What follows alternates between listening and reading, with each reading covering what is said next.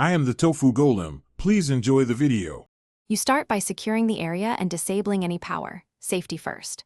Once done, put on gloves and visually track the cable from handle to attachment, looking for frays or broken strands. Remove shrouds or guards now so you can access pulleys and anchors. Use the appropriate 7mm, 17mm wrench to free covers. While you work, take photos of routing to ensure correct reassembly. This initial inspection tells you whether you need a simple reroute, lubrication, or a full cable replacement. Once covers are off, release tension on the cable by lowering the weight stacked to the floor and using a locking pin or assistant to hold it. Disconnect the cable at both ends and unthread it through each pulley, noting direction and angles. Feed the new cable carefully through the same pulleys, avoiding twists. Make sure it seats in grooves.